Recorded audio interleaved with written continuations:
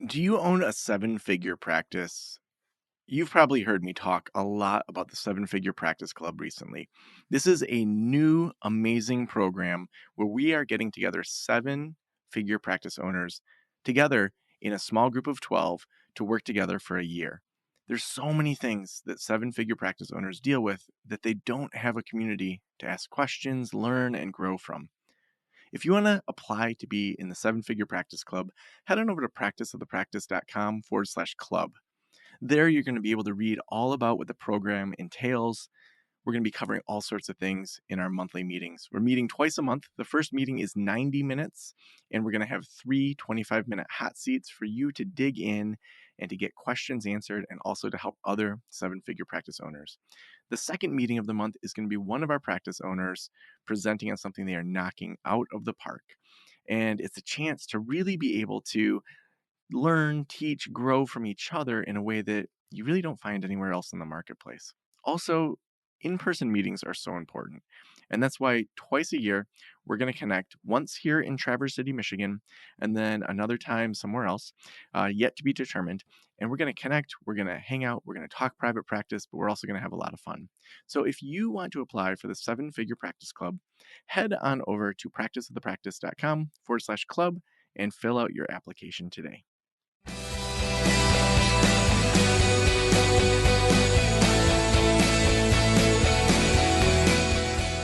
This is the Practice of the Practice podcast with Joe Sanok, session number 941.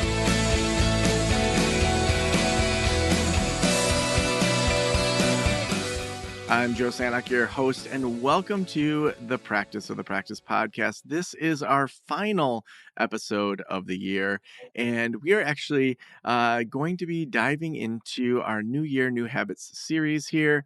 We're going to be covering a bunch of things coming up. On the 2nd of January, we're talking about growing multiple streams of income. Then we're going to be talking courses. Then we're going to be talking launching a podcast and OCD. Then we're going to be diving into saving yourself time and hiring the best people.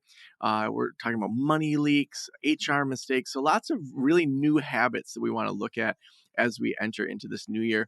I hope your end of December is going great and that you have just had a great time with friends and family. As many of you may know, Practice the Practice, we closed our doors on my birthday on December 22nd. And so at the time of this recording, our doors are still closed until the 3rd. So we gave our staff all that time to just rest, regroup, come back refreshed into the new year, but to just allow ourselves to take a deep breath. We worked hard in our business. We did the best that we could with all the ups and downs that we experienced this year. And I hope that you've done the same. And if you haven't, maybe look at your calendar for next year and block out some time for vacation or for rest. Do some experiments. In Thursday is the New Friday, I often talk about the very first summer that I took Fridays off. It was an experiment. I just blocked out every Friday. I'm not going to work in the summer. And then in the fall, I was going to look at my income and just see what happened. And honestly, I had the best summer I had had financially. So do those experiments. Think through, hey, what could I try in this coming year to just experiment? Is this habit something that works for me or not? So often we put all this time and energy into New Year's resolutions, but we quote fail them by February, but maybe that resolution was not aligned with what you want out of life or what you want out of your business. So think through that idea of experimenting a little bit of, where are you spending your time? Where are you spending your energy? What are the things that are going to help you expand your business, but maybe even expand your own consciousness, expand your own lifestyle, those things that you've wanted to do with your family? Start thinking about those things now as we wrap up this year. Well, I am so excited about our guest today. We have Herb Cogliano, and Herb leads his own advisory practice, leveraging the Scaling Up Performance platform. And I'm really excited to have him here because he's a business coach, experienced CEO, scaling up practitioner, and professor of the Scaling Up Masters business course. Herb, welcome to the Practice of the Practice podcast. Hi, Joe, and hello to everybody out there, all your listeners. I'm very grateful to be here, and I look forward to a great conversation. Yeah, I am so excited to dig into some of the things that you're going to be teaching us today, specifically kind of your seven strategies that we're going to talk about. But I want to hear a little bit about your origin story. How did you get to this point where you're doing the business coaching, business consulting? Has this been your gig for a while, or is this something that kind of shifted over time in your career? Yeah, it actually shifted over time, Joe. I was very fortunate. I grew up in a family business, literally started the year after I was born, my mother and father, and we were in the employment industry helping people get jobs. And over the years, business was talked about quite frequently around the dinner table, all my summers and winter breaks in school. I loved to work with my father. It was a great opportunity to learn about dealing with people, learn about adversity, having your own business, and ultimately how to communicate and work with other people. As a result of that, my father retired earlier. My mother unfortunately got ill, and we had to take the business and try and grow it to the next level. There were many years that were extremely hard. The business became commoditized, competition was all around us, and yet we were working twice as hard as we ever did. And the people on our team were very smart, good people. Herb, So I want some to ask you a quick question about that. So, Sure. you were raised by entrepreneurs. So, I was not. I was raised by a school psychologist and a school nurse. They did their very best, but the message I received was go get a great education, someone will hire you.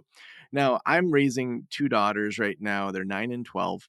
And, we've done little things like, my daughter had this lemonade stand where she made fresh squeezed lemonade that had basil and strawberry, and she made like $100 an hour while she was doing this during a marathon. And so I'm like trying to pepper in these little business principles and opportunities. But I also know that sometimes when parents push too much, then those kids react against that thing. What did Yeah. your parents do that you were raised by entrepreneurs and then you also went into that where you feel like what were the healthy things that you feel like your parents did really well that just I as a dad you'd say you should probably do these things?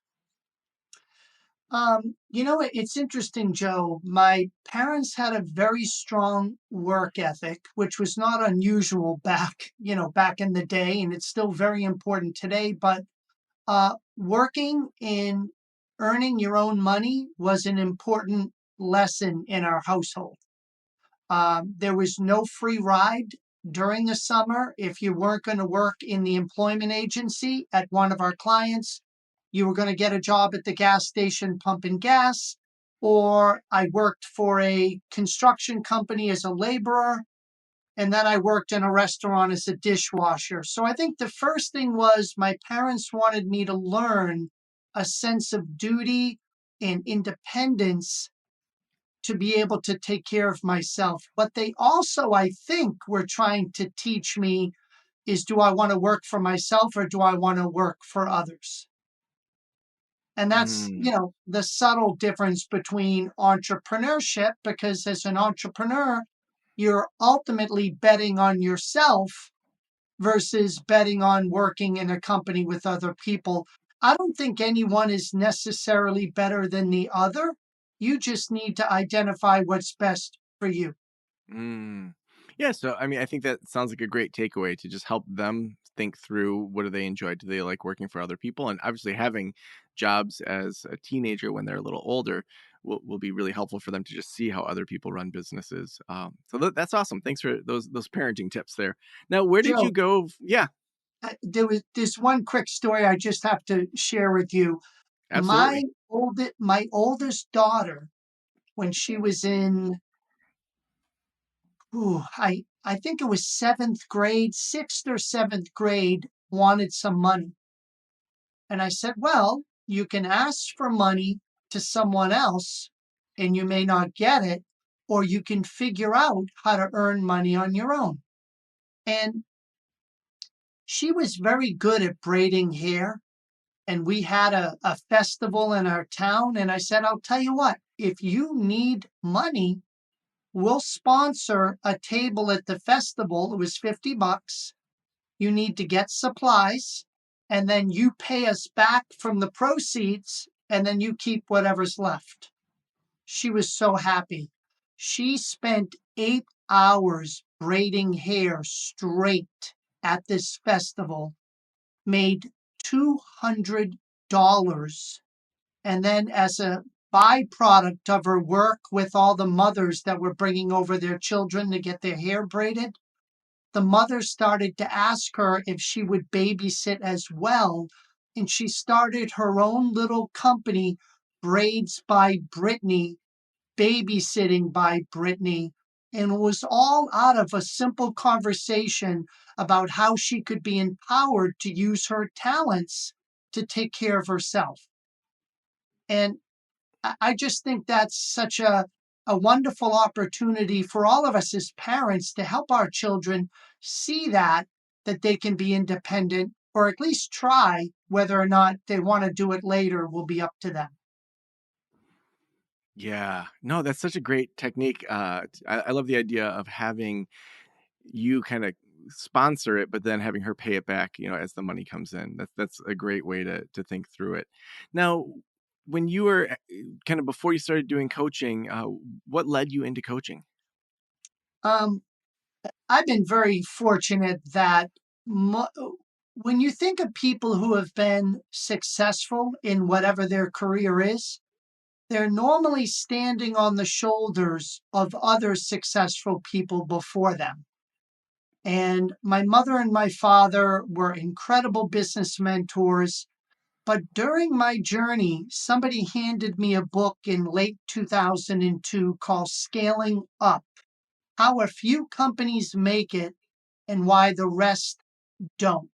And it was really a book for small, mid market entrepreneurs that didn't have a team of MBAs from Harvard working on their staff, that needed to figure out the roadmap to building their company. I tell you this because during that journey with the book and the Scaling Up platform, I got a coach. And that business coach was instrumental for helping me, as the owner of the company, see my blind spots, and also importantly, help me understand how to develop and grow and coach a senior team that could really eventually run the company on a day-to-day basis. That was the difference for me. And my coach unfortunately passed away about 7 years ago. And after that passing, and after our companies were exited, I knew exactly what I wanted to do for the rest of my life. And then I opened my coaching practice 5 years ago. And I want to give the gift he gave to me to other business owners to bring their vision of their business to life. Mm. Now, you have the 7 strata, you call them. Talk Yes. us through how you discovered these, and then would love to kind of have a master class on these. Yeah. So we have a tool called the one page strategic plan. Imagine your vision of what your company, what you want that to be, taken out of your head and put on one simple page of paper. So simple that you could share with all of your employees and partners so that they could get on the same page with you about the business you were trying to build. One of the supporting documents to this one page plan is a tool we call the 7 strata, which are really 7 elements of a great strategy. And I'm a practice like many of your listeners. It's only me and my wife. And we're looking at optimizing our practice, creating a balance between a healthy lifestyle that we want to live and optimizing the money as a practice that we want to make. Do you want me to talk through each of the 7, Joe? How detailed do Yeah, you want me to get? I would love that. I would love for you to walk through all 7. Okay. So the first thing you have to ask yourself as a practitioner, you have a bunch of clients right now, but maybe all of them are not ideal. So who is your core customer? The customer that is most profitable for your practice, the customer that you enjoy working with, who values your service highly, that pays you on time, and they gladly refer you to other people. And when you identify that segment, then you want to ask yourself, what promises do you deliver that they value and that make you different or distinctive than other practitioners like yourself? So, in my particular practice, what my clients find unique is that I'm not only a scaling up coach, but I've had 22 years as a CEO practitioner implementing scaling up in companies that I've run. They want somebody who's been there, done that. The second thing is they want their business to be able to provide more money for their practice, more cash flow, more profitability at the end of the year. And for some people, they want to build the valuation of their practice someday so they can have an exit. The second thing they want to do is have more freedom to work on the practice versus always working in it. And the third thing they want is a brand promise: less drama. Less drama dealing with the wrong type of clients, less drama dealing with employees or partners if you have it. And if we could help them get more money, more freedom, and less drama, then we have an ideal practice that they would want to work with. So Mhm. a lot of people get overwhelmed because they don't have the right core customer fit. But once we identify that customer and what they're really looking for, Joe, we put those efforts into the right marketing and sales message. I don't turn customers away. Some of us can't afford to, but what I can do is proactively put my limited marketing and sales effort into identifying the core customer and bringing more of those in. And I have one client who started with only 10% of their business were core customers. And after a year, it was up to 40%. Mm. They focused on the marketing message, the sales playbook, the outcome, and his life got dramatically better, more profitable, less drama, because he was now dealing with the right type of people that really valued what he did. The next thing that's really important with that, Joe, is something I call the word you own. So if you went to Google right now and you just typed in executive coaching, how many people do you think would come up? Oh man, thousands. Thousands. Think of a prospect. If you're committed to growing your practice right now, and I've never heard of you, but I'm looking for therapy or psychiatric support, mental health services.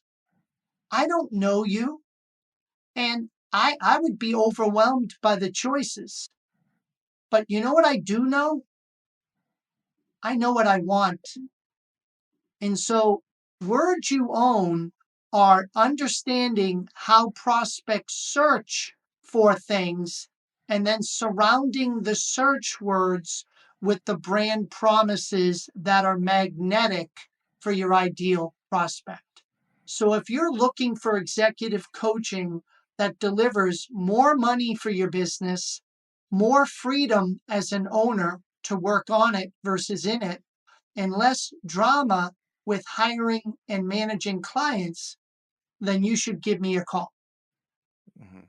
And by adding those words around the general prospect term for your services allows you to get more magnetic pull of the ideal people. And then we do podcasts. I know you alluded to this, Joe, in the very beginning of the call. And so Yeah. we do podcasts, we do videos, we do books, we do articles, we do blog posts. all of it focused with the words we own in it. And that's one of the magnetic ways to increase our prospect and our new client acquisition. Mm. The other thing that I want you to think about is a guarantee. If I'm a prospect and I don't know your practice, two things. I have a fear of wasting my time on someone that's not good, and I have a fear of wasting my money with a bad decision to hire you. So, what guarantee would you give me up front to ease my concern of wasting my time or my money?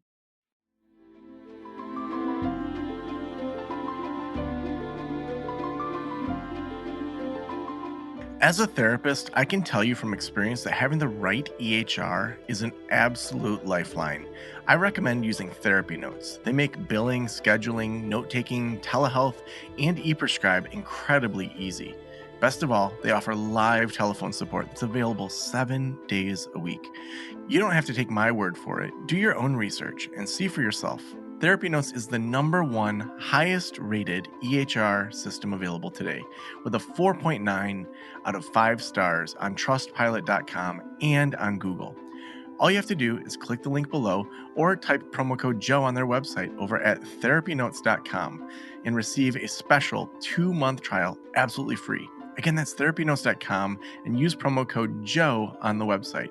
If you're coming from another EHR, Therapy Notes will also import your demographic data quick and easy at no cost, so you can get started right away. Trust me, don't waste any more of your time and try Therapy Notes. Just use promo code Joe at checkout.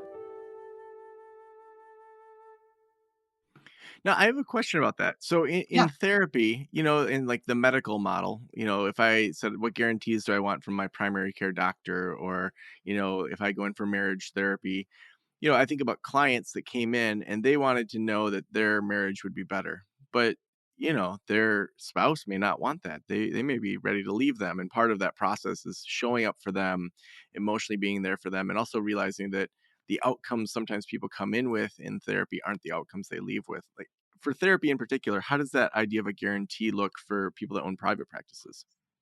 Well, I'll speak to my own, and then you can kind of fit it to your particular practice. But um, I need a 1 year commitment. Mm. So for me, you need to be willing to commit to an annual program because it's not a quick fix program. And you have to look at your practice, whether you can get 2 sessions and voila, or if you're like, no, it's a 3 month commitment, it's a 6 month commitment, it's a 2 year commitment. But for me, it's a minimal of a 1 year commitment. But here's what I will guarantee you. If for any reason in the first 90 days, either of us feel it's not a fit, you can opt out completely, no questions asked. Number Now, two, I just want to make sure I understand. So for you, it's like consulting with you for a year. If after that year you don't like it, you can leave, no questions asked, or you get a no, refund for it. no, in the first, you're going to commit to a year contract because I know minimally that's the work we're going to need to do to get the outcomes that you told me in the initial conversation. However, if during the first 90 days of that year, either of us decides, you know what, Joe, this isn't the right fit. It's not working. I don't think we're a good fit client coach. You can stop, no questions asked. Mm, okay. Yeah, I So guess. Yeah, go ahead. you feel very comfortable that you're committing for a year. And if I didn't do a good job in the initial assessment of either your needs or us as a fit, then we have the first 90 days to find out together, and you can stop, no questions asked. If after 90 days, through the rest of the 12 months of that year, you think on any given month, we didn't do a good job for you, Joe, only pay the amount on the invoice in relation to the value you feel you received. Mm. Now, I got to tell you, when I first did this, I was nervous. People are going to take advantage of me. They're just not going to want to pay me. And you know what I've learned in 5 years? Not one person has asked for 1 penny back. Mm. You know what that does to you as a practitioner? When you sit down every day to do your work and you know you have to back that up and provide excellence and service and ultimate care and concern for your client, it brings a level of excellence into the practice that I never really knew that we had. But I'm very proud of that, because if you didn't know me and you were going to take a chance on my practice, what is your real risk based upon the guarantee I'm giving you? Hmm. Yeah, I think I'm just trying to figure out how that would apply in therapy. Like, I think that it's good to set expectations. Like, what you're dealing with is definitely going to be 6 months of therapy. It just is so different from the current model. I'm trying to figure out like what that would look like in therapy. Like in coaching, my coaching or with next level practice, our membership community, we do a 90-day money back guarantee. And we tell people, typically you're going to be as full as you want to be within 6 months if you're doing the program. So that seems easier for me to give guarantees because, we know those outcomes. Whereas the world of mental health can sometimes be so messy, and it's like, what you see in an intake oftentimes within a month or two or even a year can be so much different. um any ways that you would think through that as a therapist? And I know that, because you're not a therapist, you're probably not going to have the same way of thinking about it. I love talking to people outside of the field because they challenge our norms of how we do business in a way that I think we can then look through our own lens and say, does that work for me? How would I adjust that? How would I take the principle or just the tone of it and apply that? So you have to think of, when you go to your best customer today and you say, or let's say you're my customer and I'm a therapist, Joe, you had a lot of choices. Why did you pick me? Hmm. Yeah, if I And I'm think about my own therapist, so I have my therapist in mind that I work with. If he asked me that, primarily it's that he has a history of teaching meditation, Buddhism, Taoism, and he has a lens that he looks through the world at that I feel like I haven't developed. And so it's not about even achieving a goal with my therapy. It's feeling heard, feeling seen, feeling pushed in a lot of ways. okay. So as you ask different customers that question over time, some common themes are going to bubble up. Mm. Have you ever had to wait when you went to a doctor's appointment that was scheduled for 1 o'clock in the afternoon? Have you ever had to wait and you actually don't get to see the doctor till 1:30? I had an endocrinologist that would routinely be 90 minutes to 2 hours behind schedule. I would always schedule to be his earliest appointment because it was ridiculous. Yeah. And was he good? No, he was the only endocrinologist in town. Okay. So imagine two doctors that are both very good when you get to see them, but one of them makes you wait 45 minutes over the scheduled appointment time, and one of them sees you within 15 minutes. Which one would you choose? I mean, assuming all things are equal, the 15-minute person. Yes. So, what this journey is about is find out what your clients value and what could be different than your competition. Yeah. They have a choice, Joe. In every industry, every segment within an industry is unique, but you need to find out what those things they value and what is distinctive. And we had a dentist practice that did their customers did not like to wait. And you know what their brand promise guarantee was? You will be seen within 5 minutes of your scheduled time, Mm.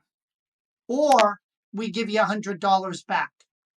That yeah, I think that this is good because I think it forces us to think through like what is the value that we're promising because, you know, when I think about some of the therapy I've received, it, I wish there had been a money back guarantee because like they were terrible, and it took me 3 to 5 sessions to like even realize how bad they were. Sure. Yeah, I think that's good. Where are we at in the seven? I lost track. We're almost there. We're almost Okay, there. cool. So think about that guarantee. Number one, it drives a level of excellence in your service delivery to really bring it to life. And number two, it lessens the friction for a prospect being able to make a quicker decision on whether to try you. Yeah, I like that. All right. The next thing is what I call your profit per X. What does that mean? What are the economics of your business model? Quite simply, think of the way you invoice and how do you make money? Is it profit per client? Is it profit per program? Maybe you have different types of programs that you offer as a therapist, but start to take a look at the way you make money, and then we identify how to optimize it.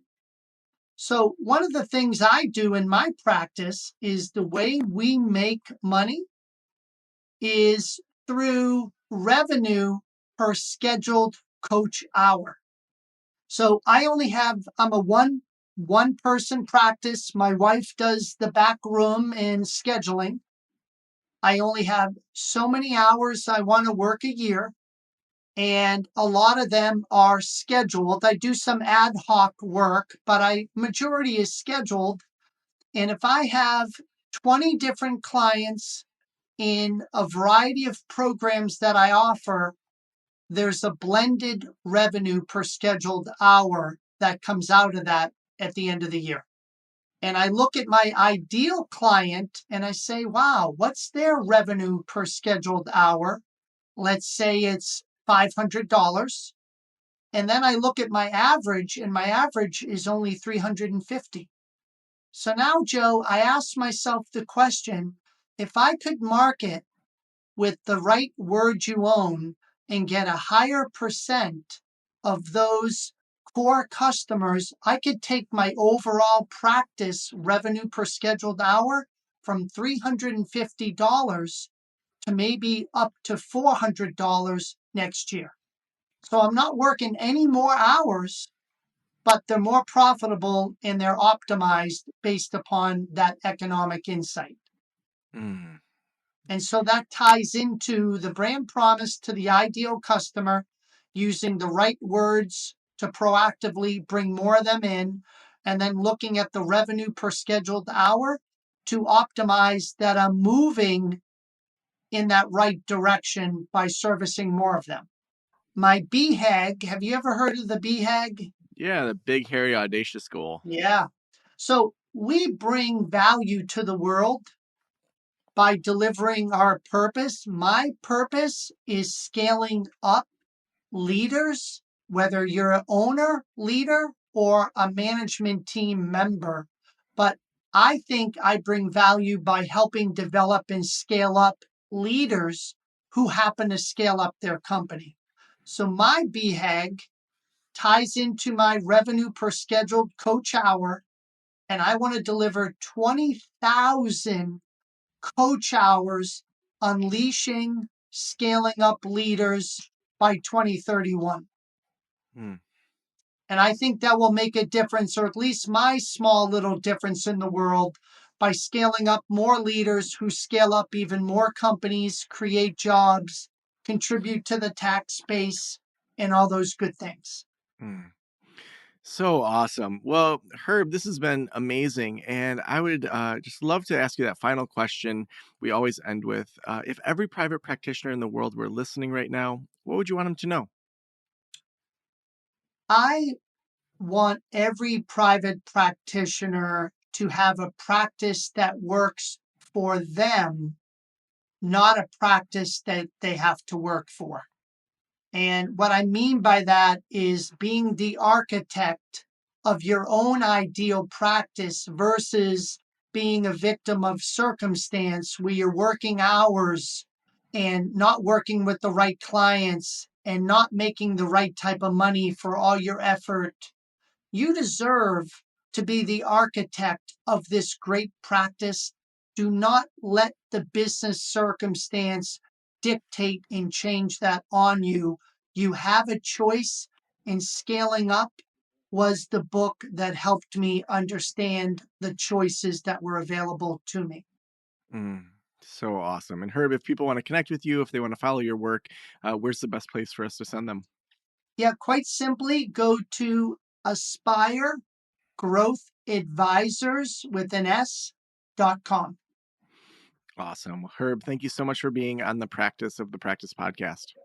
Now, you are welcome. Happy holidays to you and your listeners, and truly look forward to supporting anyone as they need it. Have a great day, and thank you. Thanks so much.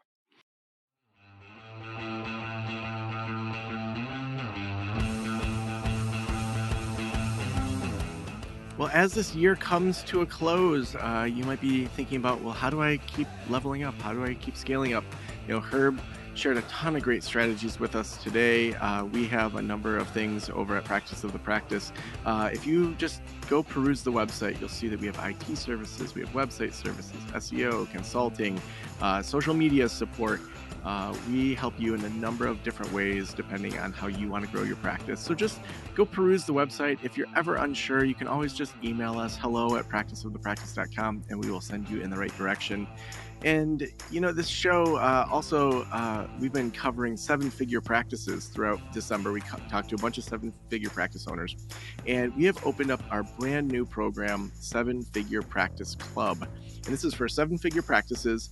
We're going to meet throughout all of next year, and the applications close at the end of January. So you're going to want to get that application in soon.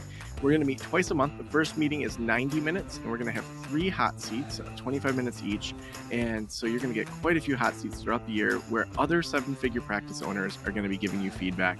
And then once a month, one of our 7-figure practice owners is going to present to you something they're just knocking out of the park. They're doing amazing, that they feel like, I really mastered this particular part of having a 7-figure practice. So we can learn from each other, but also so we can level up. Having a bunch of feedback from 12 other people saying, oh my gosh, that was amazing. You need to do consulting in that area, or you need to build an e-course in that area. It's going to help you be around other people that are playing really, really big. And so we're going to be doing that. And then we're going to meet up once in Traverse City for a 2-day meetup to get to know each other, brainstorm, be able to really have that connection with the 7-Figure Practice Club. And then we're going to meet up another time later in the year at a location to be determined still. So that is right now wide open. You can go apply over at practiceofthepractice.com/club. Again, that's practiceofthepractice.com/club. And also, we couldn't do the show without our amazing sponsors.